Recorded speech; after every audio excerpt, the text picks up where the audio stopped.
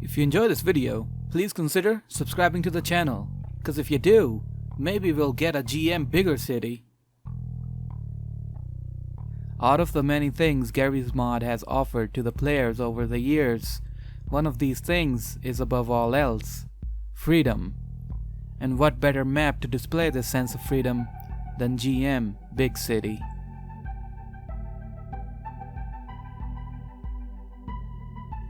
Bigcity is almost a 10-year-old map, and it is one of the most subscribed maps on the Gmod workshop, with the subscriptions count going over 2.5 million. The map was created by Bigwig, who also created other famous maps like GM Atomic, GM Buttes, and GM Buttes Night. There's not much I could find about Bigwig, or the history behind the creation of his maps, so rather, let's take a look around the map itself. The map is divided into 4 quarters, or at least that's how I always divided it. There's no official names to these places. There's the radiation plant, the industrial block, the Plaza area, and downtown Bigcity. The radiation plant is, well, a plant that has a pool of radiation surrounding it. There's not much else. In fact, there's not much else to the whole map in terms of details. There aren't any specific props and models, but rather dozens of buildings stacked across the landscape. And that's the thing about this map. It lets you choose. You add in the details, you add in the props, and you make the story. All the map does is provide you with all the space you would ever need, and space is something Bigcity is not short on. This might be one of the biggest maps made for Garry's Mod. It is absolutely humongous. Seeing that I did not have much to say about this map, I turned to the viewers, you, for help. From a question I asked about your memories on this map, I received hundreds of replies, and from all the comments, I realized that this map provided one of the best sandbox experiences to the players.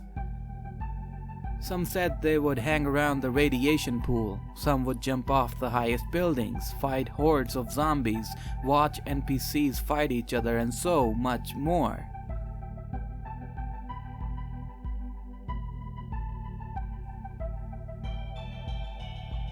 Given how the buildings are structured on this quarter, I think it is safe to say that this is the industrial quarters, situated alongside the canals.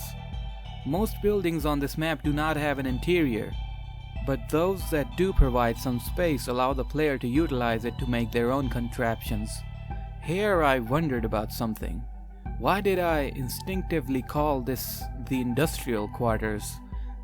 Like I said earlier, there aren't any official names for the locations in the map. Why did I look at this and the first thing that popped up in my mind was the word industrial?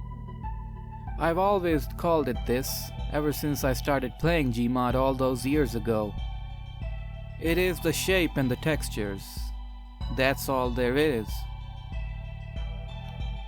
Even though the buildings are designed in a very primitive manner, the textures used on top of them certify the fact that this is supposed to be an industrial complex. This is why I always say appropriate textures mean a lot and can improve any map significantly. Moving on, there's the canals that borders the industrial quarters, the radiation plant, and the plaza areas. It's nothing too fancy, but I remember having endless vehicular experiments in this area. I would spawn the airboat and let my mind think of all the contraptions I would make. Coming back to this place made me realize that as I start to age, I'm starting to lose my imaginative abilities, thinking of the wildest things to make. Now I just make videos about these maps and call it a day. Things will never be as they were before. There are 4 open fields in the plaza area, huge play fields that players could use as their battlegrounds or experiment areas. You could spawn in dozens of NPCs and have an all-out war. There's a garbage dump area, then the Baltic Cafe area, and finally the most memorable one, the spawn area.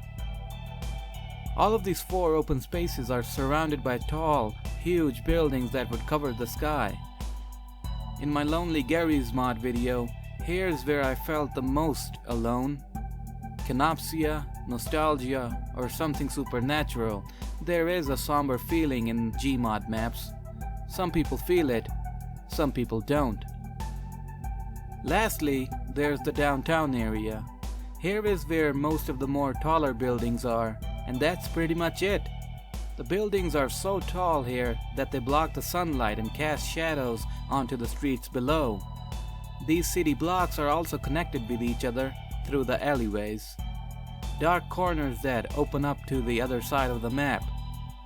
There are more places in here, but I'll leave that to you to discover. Now, let's take a look at some Easter eggs. Since I'm not very knowledgeable about Easter eggs, here's a fellow YouTuber, Richter Overtime, to show us the Easter eggs in this map. All of the Easter eggs are located in this quarter of the city. The first 2 are right by this plaza. Interacting with the door to Cafe Baltic will jump scare the player. It'll jolt them backward while the stalker scream from Half-Life 2 plays. Heading down this alley leads you to this grungy garage.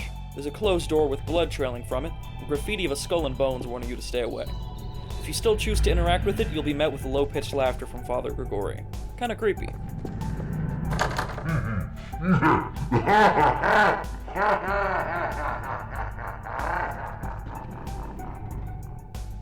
At this street corner down the road, there's a long alley leading to an entrance. Inside is a gritty industrial corridor paved in red light, taking you to this doorway. Going through takes you to the secret room, looking out above the spawn area. Why such an unnerving entrance to a standard room looking over a cityscape? I don't know. That's the only way to access this room too. If you try to no-clip in from the outside, a teleport brush will bring you away. If you break this panel in the wall, I find the easiest way is with explosives, you'll reveal Gnome Chomsky. He's rigged to utilize pitched-up citizen voice lines from Half-Life 2. He'll call for help if you pick him up. If you punt Chomsky around too much, he'll get angry and say, "That's it, I'm pissed." At which point he will launch at terminal velocity and kill the player. The map's author hid an identical Easter egg on his other map, GM Atomic. If you're interested, I recently did a whole video about Atomic on my channel.